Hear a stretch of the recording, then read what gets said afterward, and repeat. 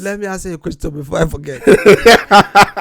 Which contract is more valid? The one that they sign or the one that someone's talk on live TV?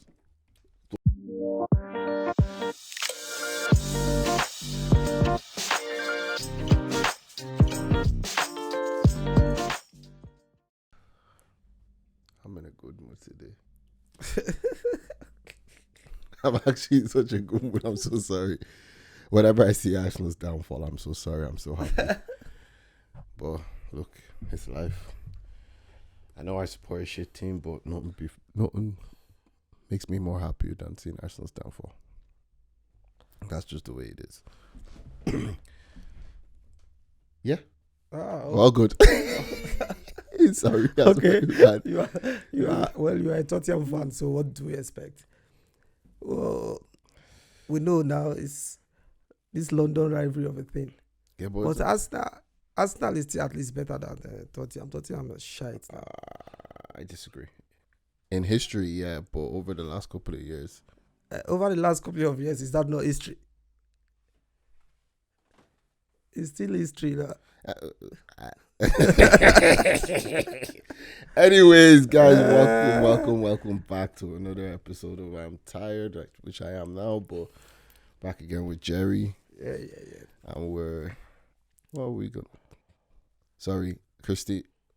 This thing is just so cool. Like anytime I just look at it, I'm just like, how about I record myself? Sorry, it just fascinates me. So obviously last week we talked about how AI is killing our kids and obviously Akimi, but this week, growing up, you said you want to talk about growing up in Nigeria and how it was. Yeah, at least it's a good thing at times we shouldn't forget about our roots, Yeah. How we grew up, it's very important because if you know where you are coming from, definitely you know where you are going to. If you don't know where you are coming from, you'll get lost because you don't even know where you are even going to. So it's imperative that one remembers their roots once in a while, It's good memory though. It brings back that nostalgia feelings, when you think about how we grew up. Like for me, I was born and brought up in Ajegule, one of the biggest slums in Nigeria. Ajegule, you can check it out maybe you can check it out on YouTube, check it out, and you see how it looks like, It's a slum. It's one of the biggest slums in Nigeria, though. Growing up was really, really difficult, And obviously, like, the question I have is, I grew up in Ireland majority of my life, so I never seen much of Nigeria or, like, I haven't been back there.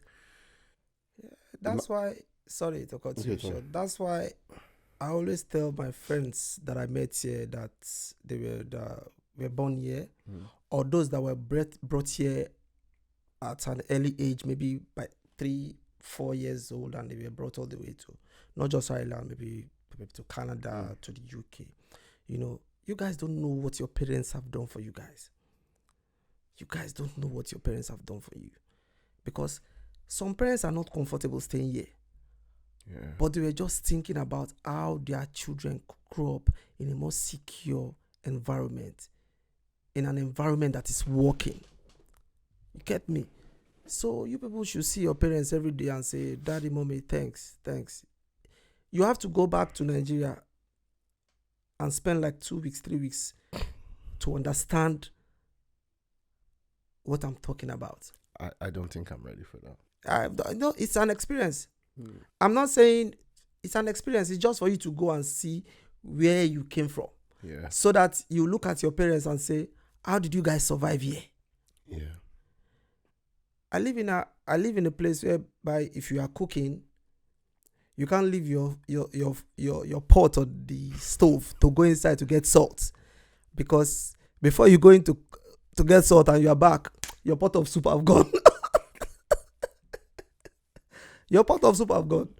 And before you go inside to complain to maybe your husband or your kids, you see an empty pot that is well washed and kept for you. Damn. That was how growing up was like, But the one question I have is, Is it like you said you grew up in a slum? Yeah. Is it really like is it the way like media shows up slums are that they really are, or is that just them just doing a bit too much? No, it's not too much. The misconception why most of us get angry at times is that if you are showing the slums of Nigeria, also show the Banana Islands, also show the VI, the Ikoyi. If you are showing that, oh, Nigeria is slum, no, there are places in Dublin that I look at and I say, what's happening here? Is this a part of Europe? You know, but the media here, they portray the good side, you know, they show the beautiful side of, but it's different from the way they portray Africa. It's different from the way they portray Nigeria. They will not tell you about our medical doctors making wave everywhere in the United States and everywhere. That's true. But what they will tell you about is the Yahoo boys. They will never tell you about the good stuff that come out of Nigeria. But they always tell you about the bad stuff. And we are forgetting that there's always good, the bad, and the ugly in every community, in every environment. You understand? So yeah, the slum, it's bad. It's crazy. You know, to me, gunshot was like normal. It's like normal routine. You know, we might be sitting outside, and you just see two people chasing themselves, exchanging bullets. And would that just be because they don't like each other? Would it be because of drugs? Or there's a lot of things because there's what we call there's what we call ogbe kogbe. If it dries, if it doesn't dry. So those type of criminals in Ajigulu are those ones that if you wash your clothes, you dry them outside, they steal it, whether it's still wet or not. They just take the clothes and put in them. Now, if those ones, any of them, is having a gun, and you approach them to say, why are you taking those clothes? And they pull out a gun. You don't know who you are pulling out a gun for. You don't know if me too, I have a gun. So stuff like that, you know, and you might be walking on the road, you know, maybe wearing gold chain and stuff like that. Someone want to come and get the gold chain from you. Just say, give me that gold chain. At times, women too. Women is a key factor that causes those kind of confrontations. Oh. Yeah, it's one of the. It's not drug. In Nigeria, where I grew up, we don't deal drugs. We don't do drugs. We don't do cocaine. We don't do crack. We don't do heroin. It's when I came to Ireland, that's when I saw how cocaine and heroin. Will be a thing there. Like. Yeah, weed is normal. Weed is normal thing. Weed is normal, you know. But would they so they would never fight over weed? No. You don't even anywhere nobody fights over weed. Put 10 guys in this room, give them weed. You see them smiling, happy, sharing it, passing the blunt around, and they'll be happy. Yeah. Put 10 men inside this room, put crates of drink, go and come back, and you see them fighting each other. That's the different form of highness you get from these different stuffs. You don't see people smoke weed. After they smoke weed, they start fighting. No, you see them passing the blunt to each other. You know, so no, we don't fight over weed. You don't fight over weed. You know, it's something that we like to share. You know, people don't fight over weed back in Ajigule. We fight over, back in those days, fight over women. Fight over, you know, standing your ground. You can't take my chain. You can't take my shoes. You can't take my drip, you know. So was it more of an ego thing back then? Yeah. But the fight over women is interesting because, like, I just find it interesting because it's like, that's crazy. Like, and I'm pretty sure people have killed. Yeah, it's normal now. It happens now. It happens all the time. Where there's guns, what do you expect? Where there's stabbing and using knives and bottles, what do you expect? It is slum now. And secondly, when people are cramped in one small area, you know, tension just flare up. You know, tension just flare because Ireland, I think there are about 5 million people here in this country, Ireland, approximately. Yeah. In Nigeria, we are over 200 million people. And only in Lagos State, we have over 20 million people. That's 4 times the size of the entire island.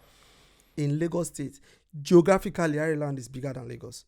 Geographically. So that means what I'm trying to say, people are cramped in one area. You see 15, 20 people sleeping in 4 by 6 by 6, or how do I say, just a small room. You know, and you get like 20 of that room in a compound. 10 people sleeping here, 10 people, and you have 20 of that room. Mature guys and stuff like that back in those days. So what do you expect? Tempers flare easily. You know, you see people getting angry unnecessarily. So it was really fun growing up in that area because it shapes you to choose what is good from what is evil. If you can escape those temptations back then. Because the girls back then in my area in Ajegule, they want to follow those boys that someone cannot talk to them anyhow when the boy is standing there. They want to go out to the boy that they can come up to and say, someone just took my shoes, and the boy will say, show me the person. Yeah. You know? So they wanted a bad boy. So they wanted those bad boys. Yeah. You know, that's what they wanted. So if he said that for you to choose, because of a woman, do I want to be a bad boy, or let me just try, be a decent citizen, do what I can. It doesn't mean that we were born in such area. That means we are barbarians. No, we shouldn't be acting like that. You know, so like in my family, we are 10. I have 9 siblings. We all grew up in one room. How was that? What was that like? It's crazy. Because, let me tell you a very funny story. Out of the family of 10, I have 6 direct brothers, while I have 1 half brother. But that's my half brother doesn't stay with us that much. So I have 6.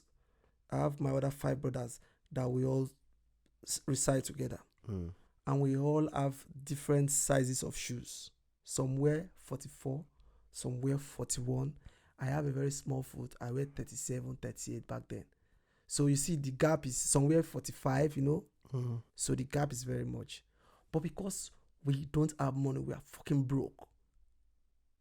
We will buy the middle size of one shoe. Maybe we'll buy size 41.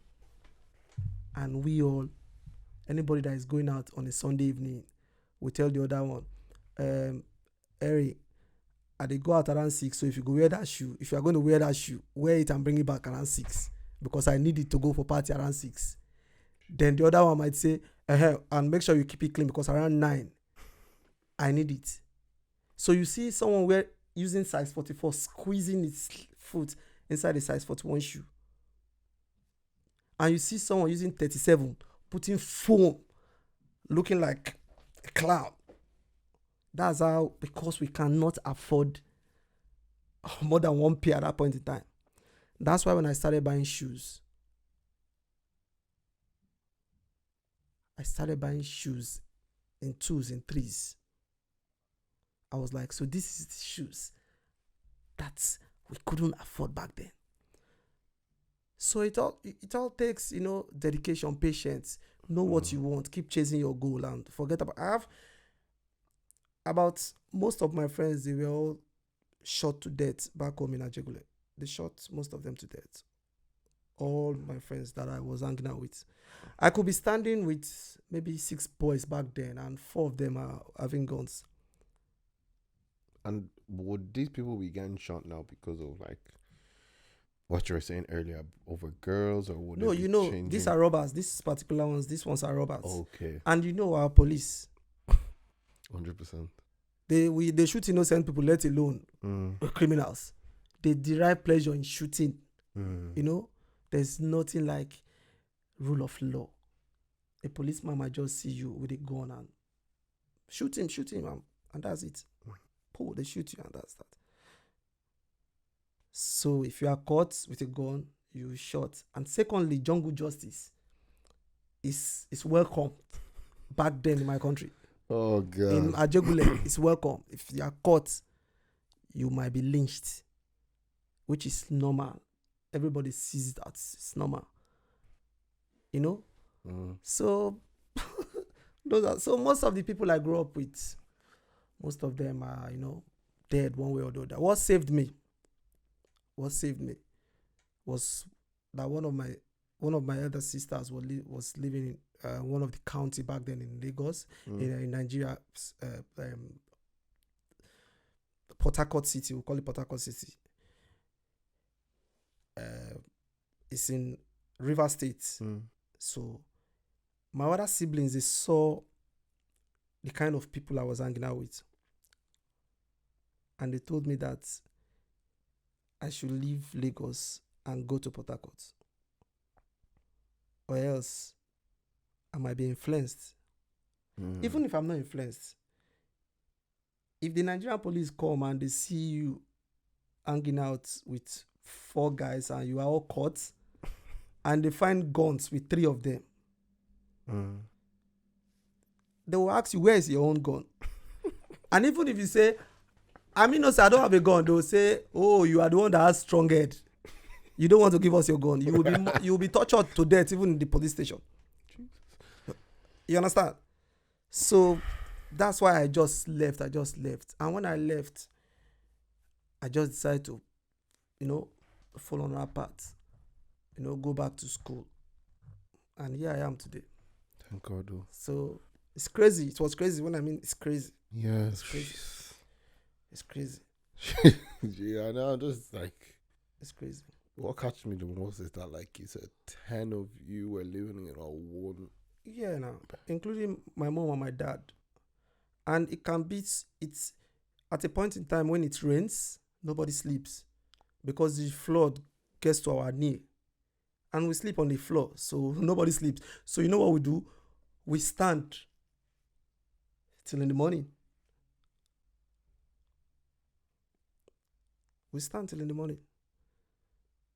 The most important thing, you have to get your pot of soup from the floor so that it doesn't so the water don't go inside, or else there's nothing for us to eat the next day.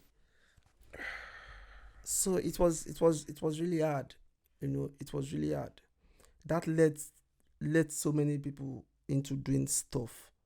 That led so many boys into doing robbery or any kind of robbery. There are different types of robbery, We have like the one I told you, the Ogbe type. Those ones that pick your jean and your shirt when you hang them, throw it in the bag. Yeah. We have the Awala boys. Those ones are the ones that they pick your pocket when you are going inside the bus. They dress as if they are going to work with tie, like you. But all they do, they go to the bus pick, and we get the Olute boys. Those are another type. Then we get the logo boys. We call them logo boys. Those ones that carry guns. So we might be in a group, like everybody might be sitting. Everybody sits with their group. Back then, you know those ones are this set, those ones are this, because we are classified by what you do, and you are more respected by the kind of job you do. Yeah. It's intense back then. It was crazy. It was really crazy.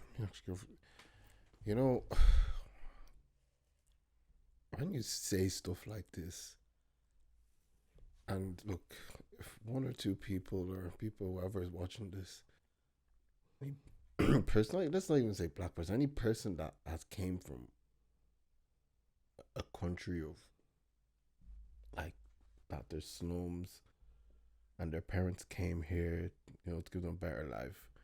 When you speak like this, sometimes I feel parents' pain when their kids don't go down the path that they want to. Like, obviously, in our culture, education is a big thing. When their kids aren't educated and stuff like this. Now, in another hand, let's put it like this: if someone is chasing a dream and they're putting the work in and all this, I can side with the child or something. But I understand it when parents are annoyed when kids drop out of school, don't want to go to school anymore, just want to sit down, do nothing, don't want to. It's like, I get what their pain is. Like, you don't know what I had to go through to come here to give you a better life, And then for you to act like this, we might as well have just stayed. Yeah.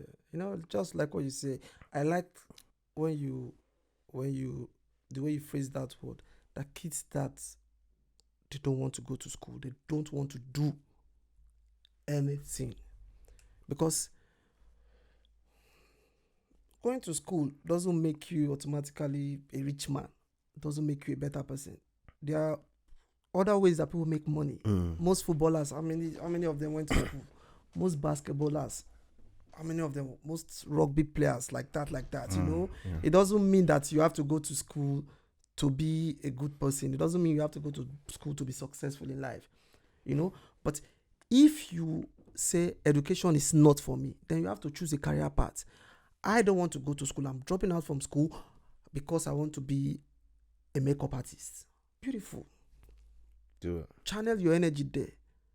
You know, channel your energy there. So, but it pains those parents that after going through all this stress, bringing their kids all the way from Nigeria down here, and the kids started, you know, misbehaving basically. That's what. No, behaving in an unruly manner. You know, it's the parents bleed in their heart, because I'm telling you, Bidemi, you've not been to Nigeria. I came from Nigeria just 5 years ago. I still went to Nigeria last year, July last year. It is getting worse. It is getting worse. Imagine you coming back home and everybody is telling you, oh, why did you come back? You should have stayed where you are. You know, that phrase, I've heard it more and more lately. And, because, you know, years ago, my mom used to say to me and my sister, oh, do you know, when you kids grow up and you are all good, I'm going to move back to Nigeria. Now she's not going back anymore. I said it. when I came here, I told my sister, I said, the moment I finish my study, I want to go back to Nigeria. She was like, why do you? I said, I just want to go back to Nigeria. She was like, okay, don't worry, stay for some time and come back and tell me if you still want to go to Nigeria. The first day I went, I said, I brought my wife to Nigeria in 2021. Yeah. During. Yeah. Just that COVID. Before era. COVID or during COVID? No, during COVID, but it has subsided. That was late 2021 in August. Okay. You know, during that August, you know, COVID started around 2019. Yes. Yeah, it started around, and it was serious in 2020. And then it calmed down. Then it started calming down. So in 2021, everybody was like, fuck it. You know, we have to live with this. We can't keep hiding ourselves inside, you know. True. Everybody start coming out. Anything that wants to happen, let it happen, you know. I brought my wife to Nigeria, and imagine a white woman that just came to your country, coming down from the plane, for you to stamp entry, you know, into the country. The question was, what did you bring for us? Imagine, that's the kind of country we are living. What did you bring for us?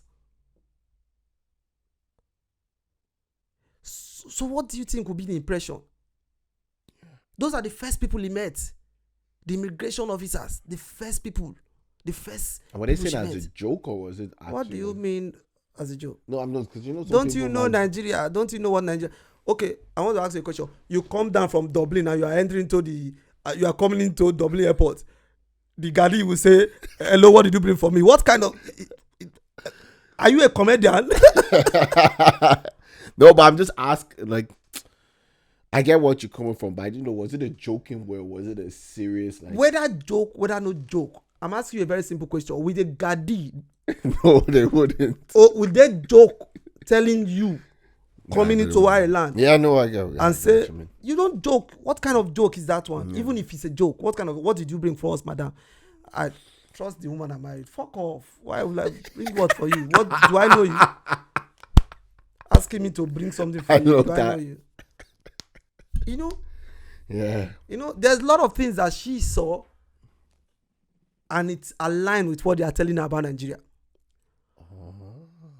But there are a lot of things that she saw, and they don't allow. And it doesn't allow.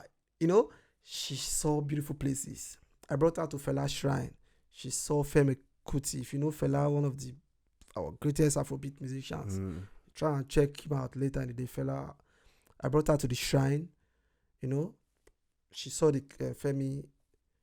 She went to places. She went to beaches. I brought her to our beach. We have lovely beaches in Nigeria. Then I brought her to the slum where I grew up, where our pub is on the road, not inside. We arrange chairs outside the major road, and that's how we sit down. When bus or traffic is coming, we shift a little bit for traffic to pass, and we move back, put our chair again, and start drinking. It's unreal, But she still saw those agberos on the street, collecting money from bus drivers, chasing them with sticks, stuff like that. You understand? Seeing cars going one way, seeing cars using one way, stuff like that. She was like, look, they are all going one way. I say, welcome. Welcome to Nigeria. At times we say it's the government. That's a question. What do you think? Like, is it? Isn't it? It's a combined effort. It's a combined effort. Is it the government that told those people to drive one way? People that are using one way? Is it the government that is supposed to tell you that it is not nice for you to throw your refuge on the road? Do you need the government to come and tell you that? Everybody has a part to play. But this is because the one thing we've got there now. There's a lot of people who blame the corruption, but then I will argue and say at the same time, there's corruption everywhere in the world. I say no good government. Every good government has to be somewhat corrupt to make the country run. But do you feel like the corruption in Nigeria, let's say, is just too much? It has a role to play, a very, very big role to play. Nigeria is a very, very corrupt country. Though we are not the most corrupt country in the world. I don't know. And I don't want to say what the most corrupt country is right now, because I think a lot of us know at the moment who it is. And it's not even anywhere in Africa. So Nigeria is not even top 1, 2, 3, 4. So it's far from it. But with our economic prowess, with our riches and wealth, Nigerians are not supposed to be running away from Nigeria. Nigerians are not supposed to be going abroad for medical treatment. Nigerians are not supposed to be going abroad for education. Even we go to our high school in our neighboring country, Benin Republic. That's where I got my master's, my BSc in business. I left Nigeria to Benin Republic, a country that Lagos State is richer than. That's to let you understand what is happening in the country. So it starts from the head down to the toes. The government, they are not playing their part. And we follow the bandwagon. The citizens, we follow the bandwagon. But if the top is not corrupt, everybody will buckle up. Everybody will buckle up. That's true. If you know that if I do this, I will be arrested, you will sit tight. But in my country, there are some people that said, do you know who I am? Because they have contacts to call. You see? That's the problem. That's the problem. So it's from the top to the bottom. We are all supposed to be involved. We Nigerians from the head to the toe. But some people have major role to play, which are the government. Some people are major stakeholders in this system, which are the government. When I talk of the government, I'm talking about every aspect of them. Overboard, the police, the army, immigration, custom. Everybody need to cop on.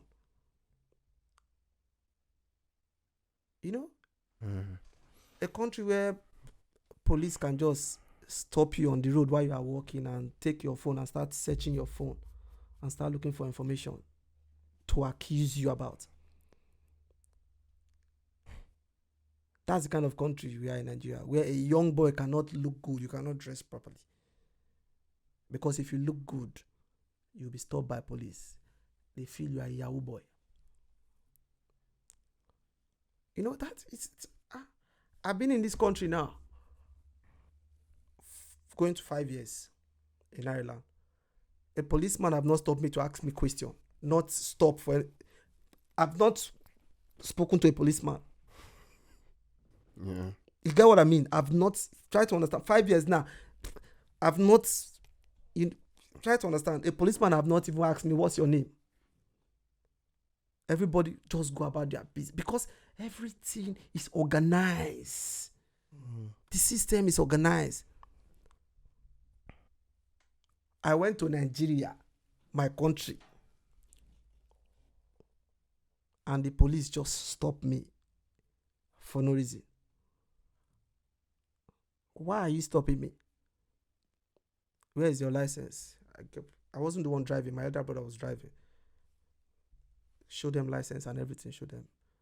They looked behind the car and they saw a white woman, my wife. Oga, you must give us something before you go. Or else we'll delay you. We'll delay you. You know, you see, if you want to start talking about the way Nigeria works, it will take us 5 years. We will not even finish. We will not finish talking about it. So the only thing we just pray that someday the government, they will wake up. You know, God will just give us someone. Okay. So now we all are very aware that Tinubu won the elections, and obviously there's a lot of controversy about that because people don't believe, because even I don't think a lot of us believe, because obviously everyone thought, maybe it's just because social media thought that Obi was going to win. That's why everybody thought. And it was very interesting to see that he didn't win. From all what we've seen, from what we were hearing, from how happy everybody was, I think he even, correct me if I'm wrong, he won Lagos. He won Lagos. He won, I believe he won the Tinubu Street. So it was very weird to me that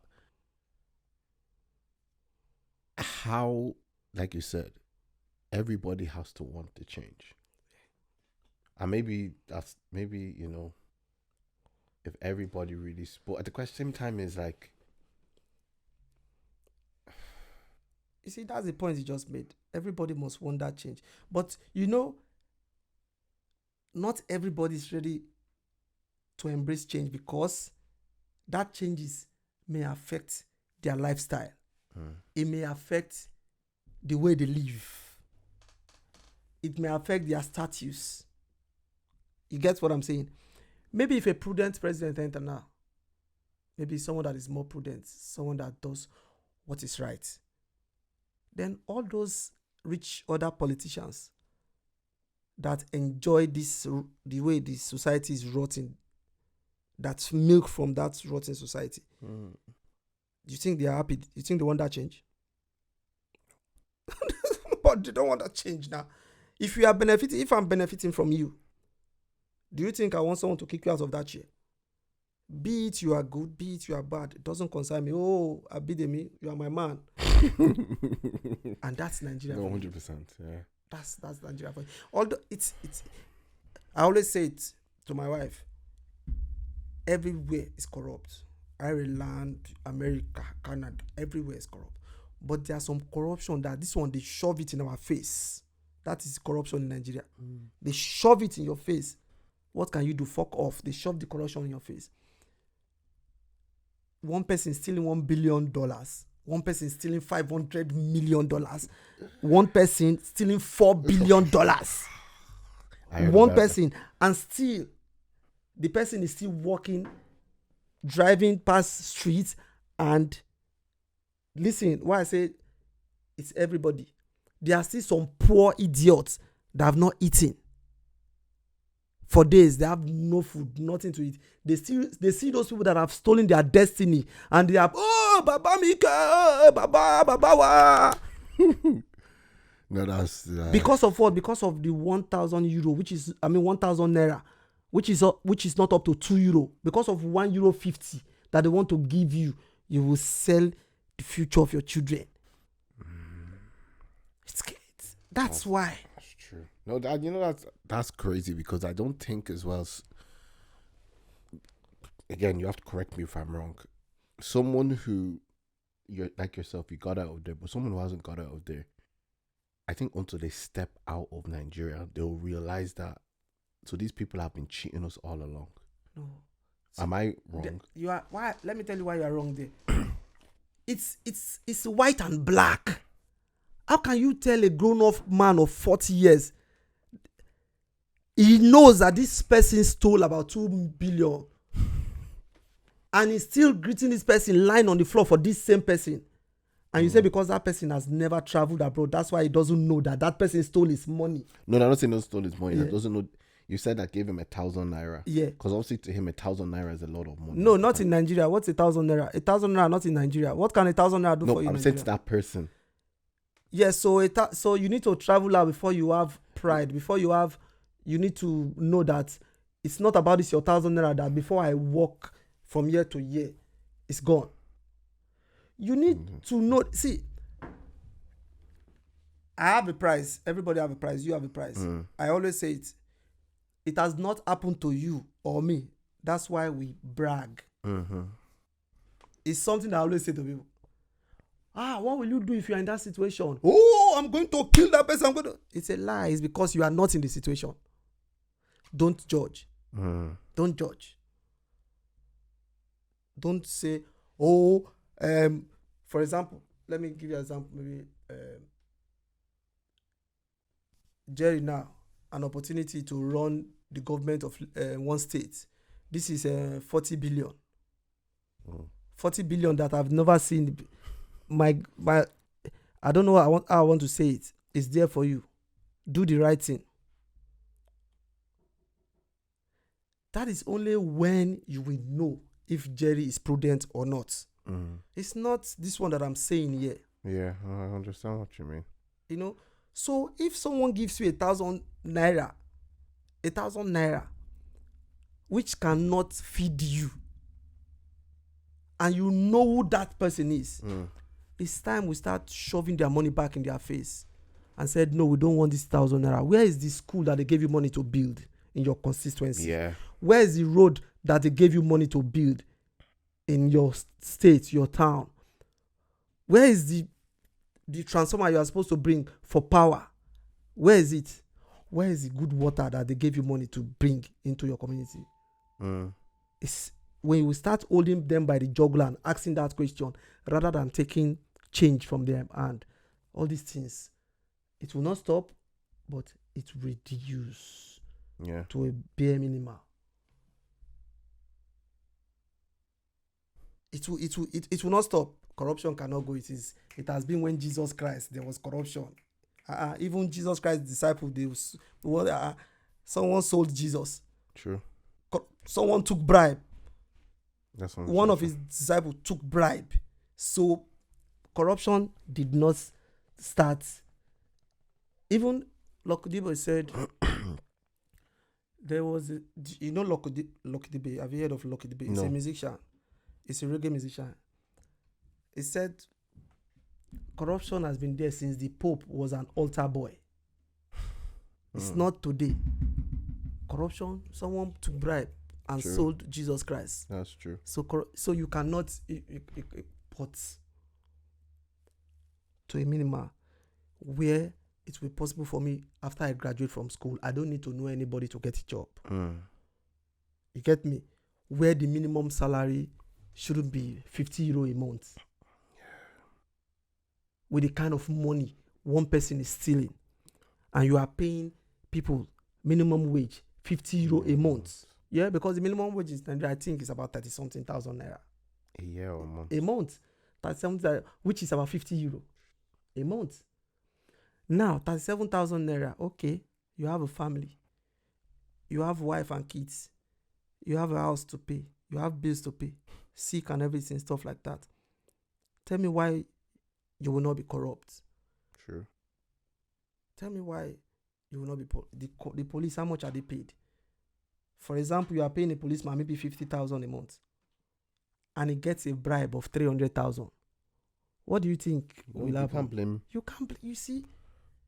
So it's going to this thing is going to go overboard. It's just going to. But maybe you're right. Sorry, because maybe what I was trying to say basically earlier was that's what people need to start doing. Like I just said, maybe because obviously I've never grown up in Nigeria, so I'm not sure about how things happen. Because obviously to me, that's what I was trying to say is that maybe if someone came and seen that, look, that 1,000 naira that this guy is giving you, making it look so big, that's only like €2 somewhere else. To him, that's change of nothing.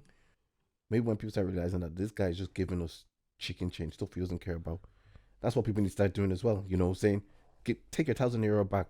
The school you promised us, the road you said you'll fix, the housing you say you'll do. Until you do, don't. I think the problem is people need. Again, look, me, I don't go up in Nigeria, so I'm just talking from a very open place. People need, before they start supporting, they need to start seeing people doing. So, if that person is saying that he'll do this, do it before you get there. Shows that you're actually capable of doing the things you're saying to do. Am I wrong? Even if it's just building a school. For someone that's still 1 billion naira, building a school is not even is a dent to his pockets. So, what I feel like people should start doing is more like, you said you're going to do it, let me see you do it before I put the money where your mouth. But it's a blueprint. It's politics now. It's blueprints. You don't tell politicians that do it first before we put you in. But that's why every politician should have a blueprint. It's you can't tell a politician, okay, because this money is not their personal money. It's money that has been allocated to them to do a specific task and a specific job, a specific maybe a contract for a community. Imagine maybe you are a senator from maybe one district. You can't use your money to build road in that senatorial area. Yeah, but just moving a bit. Yeah, but when you get there, money will be given to you. That this is your constituency money for you to develop. Yeah, So there's no way you can say they've not given you the money before you now carry out those contracts with your money. No. All we need is someone that is honest. Even if you must steal judiciously, steal with conscience. You get me? I remember it's just funny because there's these people I watch on YouTube, Mike Angel comedy.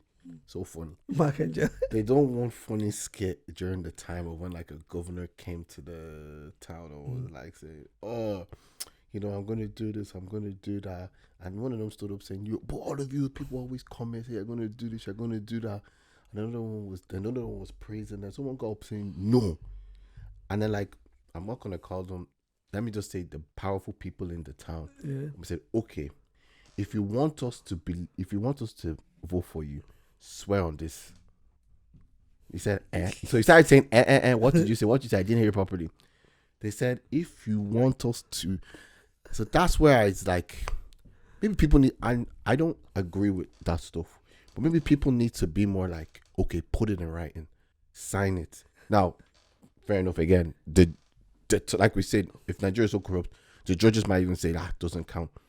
But at least then you have something against them. So I think what people need to start doing is like, okay, this person's coming here, prove it to us, sign a contract saying that if you don't do this. Let me ask you a question before I forget. Which contract is more valid? The one that they sign or the one that someone's talk on live TV? The one that was talk on live video on live TV. That's what they need to do. Yeah, but they do it. No political aspirant in any political position that has not come out to say, oh, give me the opportunity, I'm going to change this, I'm going to do this, I'm going to do on live TV. On TV. And they still don't do. That is, we can dig it out after some years and play it to you. We've seen someone saying, oh, this candidate He's a thief. He's a criminal. Nobody should support it. He's a thief. He stole this amount of money. He's a thief. This candidate. And after 2 days, we've seen that same person go back and say, oh, you see that candidate is our best candidate. He's the best that we ever had. Jesus. What do you think has happened? And these are the powerful people. These are not just anybody. These are the powerful guys. These are the people that they call the shot. So that's why I say if we want to talk about politics in Nigeria, it's gonna okay. Now I was browsing I was just surfing through my Facebook account today, and I saw one Nigerian actor, and someone was congratulating him that he built a 5-star hotel in our neighboring country, Cameroon. He didn't invest it in Nigeria. He built it in Cameroon. And I said, good, this is going to be a very, very interesting discussion. I started looking at the comments because I'm part of the Comment Readers Association. We call ourselves CRUA. Thing upstairs as well. When she's so funny, she'll just go like, I don't care what the person see what the comments. What the comments? The comments were so interesting. Some people were like, tomorrow we'll say the government is bad, but you took your investment to another country. Why some other people came up and say, because that other country has a better platform that his business can thrive. Nigeria doesn't have an environment where business like this can thrive. Because we have problem with power. We have problem with security. We have problem with taxation. You get me? So you don't want to. It's a business. Business is business. You shouldn't mix business and pleasure. You shouldn't say, okay, it will favor me if I build it in Cameroon, but let me build it in Nigeria because I'm in Nigeria. Fuck that. That's being sentimental, and you don't run business like that. Yeah. You run business based on you want to do business to make money. You don't do business because I don't have problem with the guy that built his hotel somewhere else. You understand? It's business. That doesn't mean maybe if I have money, I will not build something in my country. I love my country. I like to invest in my country. I like it. So what I'm trying to say, I'm not against him. I'm not for him. Everybody has some good subject matter to debate upon when it comes to that particular issue.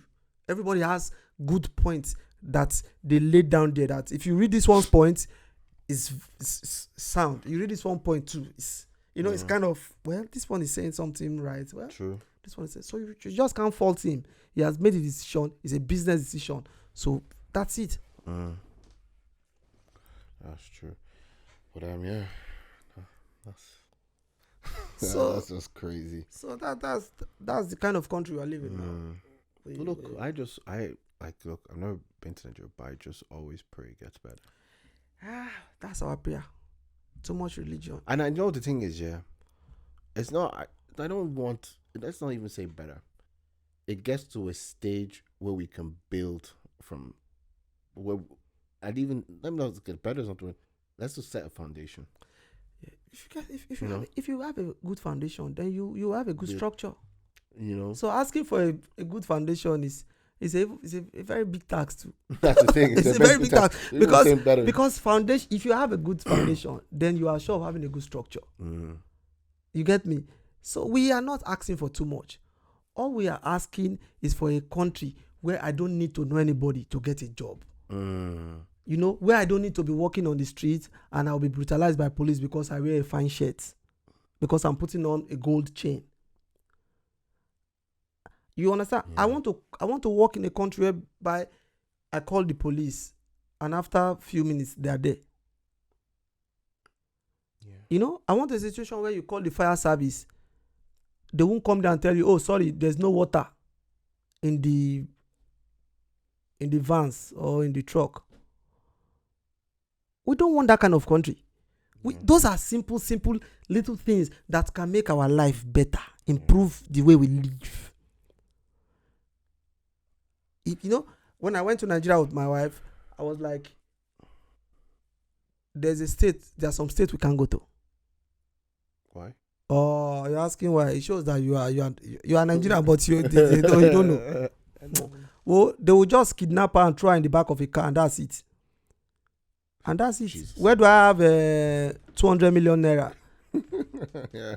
to go and release her after they finish flogging her ass very well? I don't have that, So better still, avoid some places in Nigeria. That's avoid some states.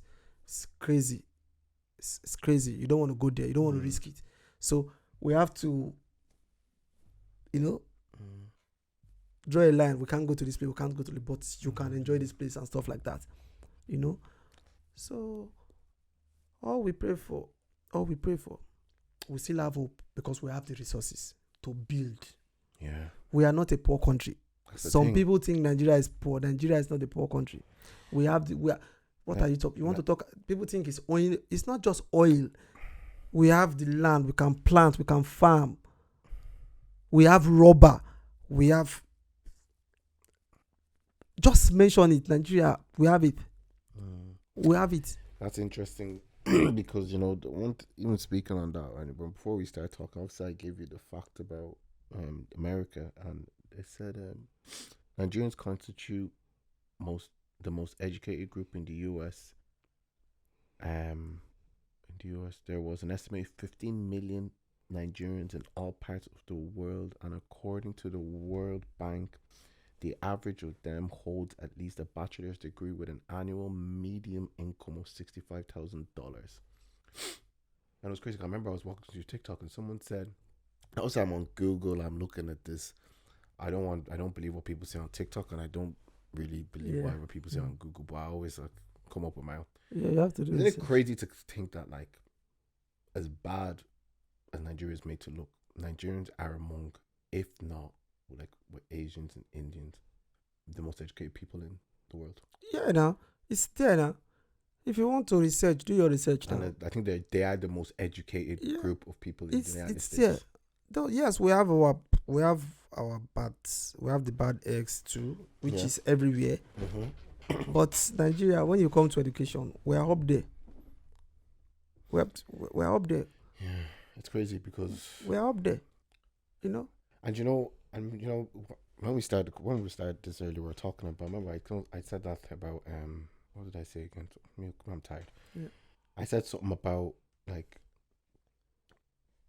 we were talking about, like, when our parents brought us here. I think people need to look at education as a backup plan. I don't, like, you still do what you want to do in life, but, like, with me, with my kids, like, I don't care what my kids want to do. I'm not saying, just have it as backup. It's not because of things don't work. Even if you want to pursue your dream, I'll help you pursue your dream. But at the end of the day, if all doesn't go to what you want to get to, at least you know that, look, I can walk into this job, save up for what I want to save, and look, it might take a bit longer, but look, at least I tried. And it's always the thing, at least you tried. But I always say, I'm not saying get the best education in the world. Don't get a business degree. I always say this, look, I don't think, I personally, if you want to get a business degree, get specialized in marketing, accounting, something. Yeah, just get a specialized degree. Like, that's the problem I'm facing now. That's the thing. And the other thing for me, Jerry, is I'm very fortunate with where I work because the opportunities that are there.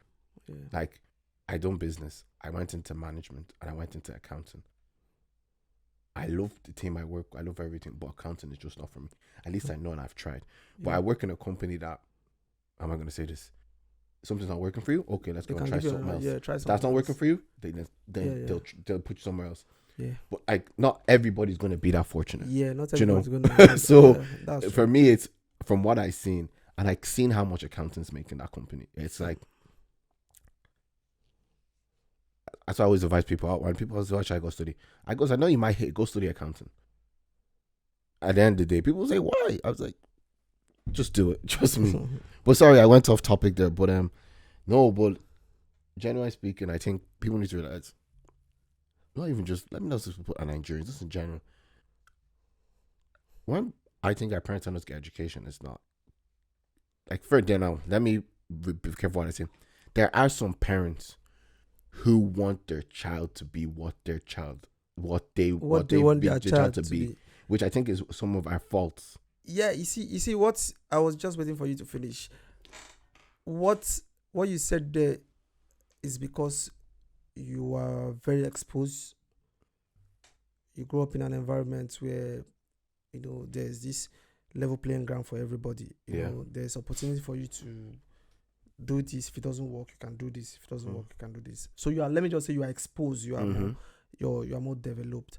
But some of our parents, sorry, some of our parents back then, if it's not school, it's nothing. I was supposed to be a footballer. I never wanted to go to school. I always loved football.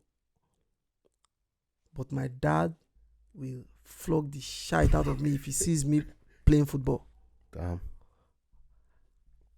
Endurance Asotugba is my friend. He's a footballer in France. Paul is my friend, footballer in Sweden. Abraham, footballer in Sweden. These are all the people that we were playing football together. But their parents give them chance to play. But I wasn't given that chance. But today, they are making it. When I talk about footballers, what football, even a footballer that is not even too popular, like this, my friends, they are not too popular. Yeah. But at least they go on with 10, 15, 20 grand a week. You know what that means? They go on with 5 grand, 10 grand a week. How much is my salary?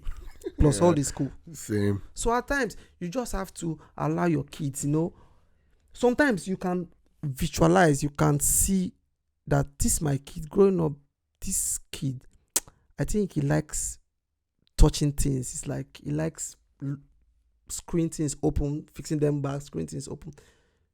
You see that this person likes being maybe an engineer or something like that, likes working with his hand. If that's the path he or she wants to follow, support. All you need to do, support. They owe you nothing, you owe them nothing. You don't have to tell them this is what you must do. That is why that's the fault of some parents, why some children they start to do things. And they will point the blame at you. I never want to do this, but you forced me. So now I'm a failure. It's all you. I heard this, and it was a sad story when I heard this. And it's the one reason that when I have kids, I'll never let me structure this in a way. I will have my kids go down a very structured path, but I'll never force them to do anything. Yeah. I think this person's parents was forcing them to become a doctor. She didn't want to become a doctor. She didn't care about being a doctor or anything. So her parents were like, you better, you know what I mean? Like, you have to do this. Kid became a doctor. You know what they done? They got the certificate, threw it on the table, said, there you go. And they went off to do their thing. That touched me because it's like, this kid literally, essentially suffered to get your dream, not their dream. Yeah. And I personally believe that those parents were more hurt the fact that kid threw that into them rather than, because like, do you know, if I was their I don't know how I don't want to say disgrace. I think it is a bit disgraceful, and I'm sorry the way I'm saying it, because who are you? At the end of the day, she always says one thing which is crazy. She goes, at the end of the day, I didn't force you to bring me to this earth. So why you force me to do something? Do what you want to do. I was on my own jeje. In Nigeria, I would say, I did my own jeje. I was on my own jeje. You brought me. You brought me. Yeah, now you want to give me voila. So, but it is, don't get me wrong, it is changing now, because I think it's changing now. There's certain people in the industry, like, you look at somebody, let's not don't have to talk about like the likes of, I don't know if you're KSI, YouTuber like this. Yeah, I know KSI. There's one American guy now, casing that. There's certain people who I think are shown that support from your parents, plus you, and I think as well, like, you need to give your parents a reason to believe in what you're doing. It's not that I just want to do this. Some parents are so thick-headed, if you like. Some parents are block-headed. When they said this, our parents, it's not this young parents of 30, 40 years old. I'm talking about parents now that are 70, 80 years old. These modern day parents, these are our parents of like 28, 30 years. They understand what life is more about. They understand the changes that is happening. You understand? Or like back in the days, you can't dare it. You can't dare it. If your parents want you to be a lawyer, that's what you are going to be. Yeah. It takes the grace of God. Genuine. And how many people can challenge their parents back then? Nobody. It's now that people can stand up to their parents and say, Dad, fuck off. I'm not doing what you want. I'm doing what I want.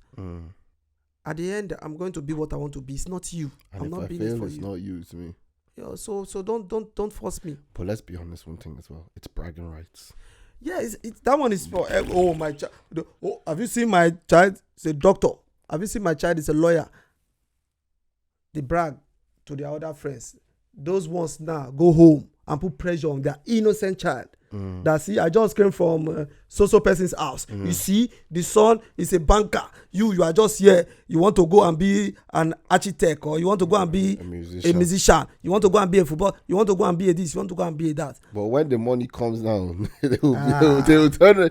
Do you know who my son? Say, do you know who my son is? They will say, do you know? Let me speak pidgin English. They will say, you know, tell me say money did this thing where you do.